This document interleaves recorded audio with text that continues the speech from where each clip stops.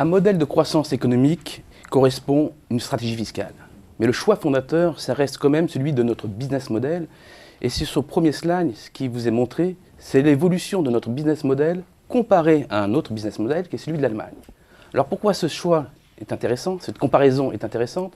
Parce que finalement, à la fin des années 90, il y avait une grande convergence entre les deux business models, avec une croissance assise sur la force de la demande domestique et une contribution positive mais marginale du commerce extérieur.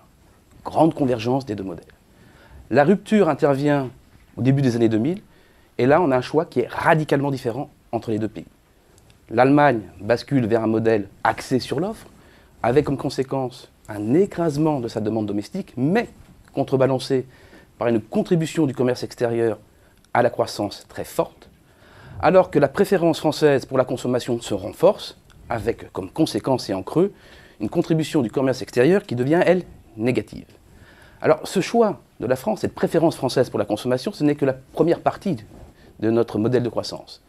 La seconde partie, et c'est l'objet du slide suivant, c'est que c'est une consommation, une croissance basée sur la consommation, financée par les déficits publics et qui nous conduise droit à un endettement public massif. Comme vous pouvez le voir, on est actuellement à peu près 85% de points de PIB de la dette française. Et c'est même là que la partie finalement visible de l'iceberg. Il faut aller beaucoup plus loin, et c'est l'objet du troisième slide, celui de l'évolution des transactions courantes. Alors pourquoi ce solde est fondamental? Parce qu'il nous donne la position du pays par rapport à l'extérieur. Il nous dit sur une année si un pays s'est endetté vis-à-vis de l'extérieur ou s'il a été prêteur vis-à-vis de l'extérieur. Alors la France, on le voit, depuis plusieurs années, emprunte. Et que ça commence à avoir un déficit cumulé. Et la conclusion que l'on peut tirer de ce type d'évolution, c'est que pour répondre à ce déficit chronique, structurel, il faudrait qu'il y ait un groupe d'agents, l'État, les ménages ou les entreprises, qui s'endettent perpétuellement. Et là, on voit bien qu'on se heurte à une possibilité qui n'a pas cours dans l'économie. Endettement perpétuel, ça n'a pas sens en économie. Donc on se heurte là à un retour violent de notre contrainte extérieure et on sent bien que l'on doit basculer de modèle de croissance. Et la question qu'on peut se poser, c'est est-ce que la fiscalité peut nous aider à basculer dans ce nouveau modèle de croissance? Alors si on regarde évidemment au sens très macro, le taux des prélèvements obligatoires, c'est l'objet du slide suivant, on s'aperçoit qu'il n'y a finalement pas de grande divergence entre l'Allemagne et la France. Alors certes, le taux des prélèvements obligatoires rapporté au PIB en Allemagne et en France n'est pas tout à fait le même. 42%, proche de 42% pour la France, un peu moins de 40% pour l'Allemagne, donc on est sur des niveaux qui ne sont pas tout à fait les mêmes, mais la dynamique est quand même assez semblable. Surtout, il semble que la France et l'Allemagne aient plus de points de convergence que de divergence, notamment si on les compare au reste de l'UE à 27, où on voit bien on a des taux de prélèvement obligatoires beaucoup plus bas.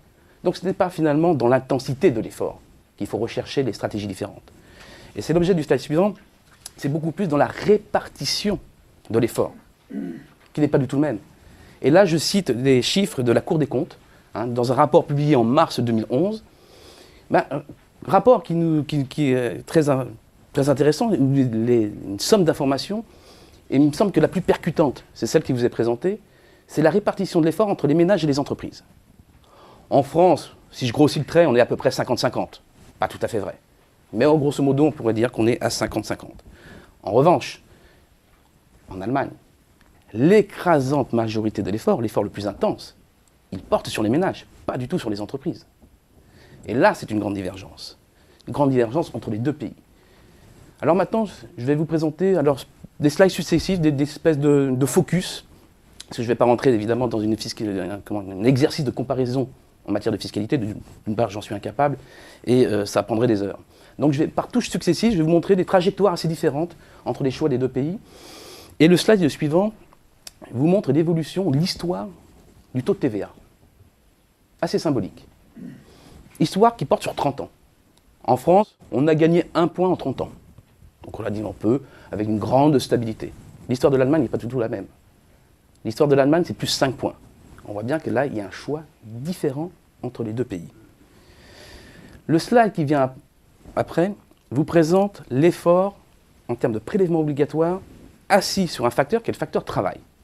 Donc on prend l'ensemble des charges et des prélèvements assis sur ce facteur travail, rapporté évidemment en pourcentage de PIB.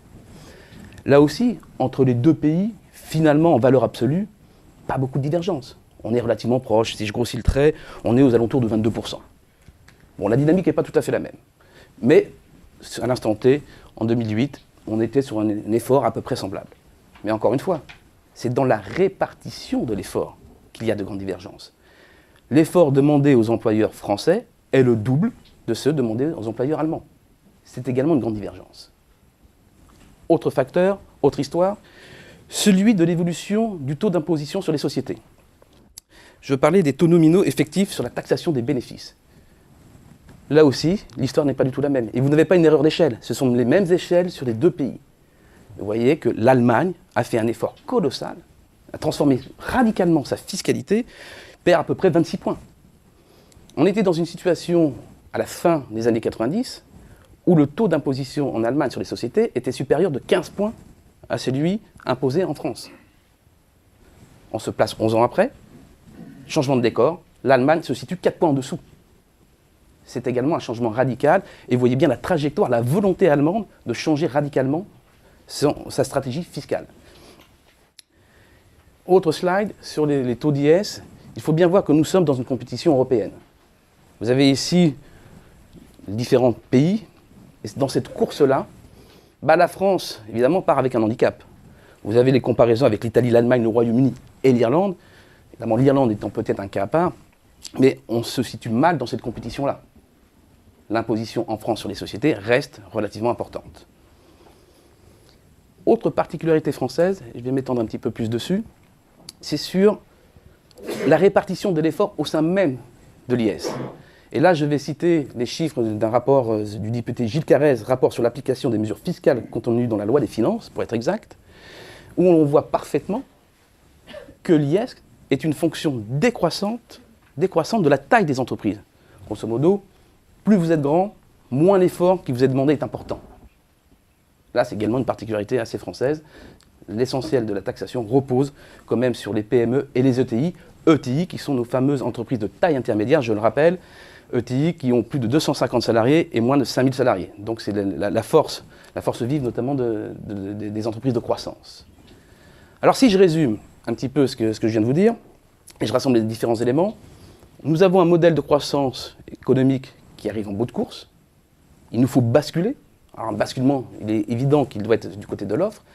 Et la stratégie fiscale peut nous y aider. Car notre défi à relever, et vous l'avez sur le dernier slide, c'est de régénérer un tissu d'entreprise. Alors pas tant en haut et en bas du sablier.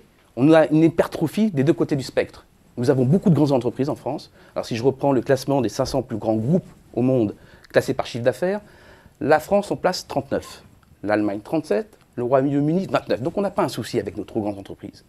Tout en bas du sablier, vous avez le tissu de TPE, tissu de TPE à peu près 3 400 000, comparable en volume, je dis bien comparable en volume à celui de l'Allemagne. Donc c'est pas là que se situe le problème.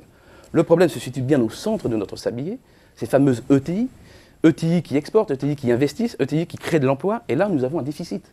Le déficit il est colossal par rapport à l'Allemagne. Vous voyez qu'ici un simple rapport nous montre qu'il nous faudrait 4000 ETI de plus pour se rendre simplement comparable à l'Allemagne. 4000 ETI de plus, c'est de la croissance en plus, c'est une contribution au commerce extérieur positif, ce sont des emplois en plus. Ça nous permettrait de sortir de l'ornière et d'en fait de pouvoir espérer équilibrer nos déficits extérieurs et notre déficit public. Je vous remercie.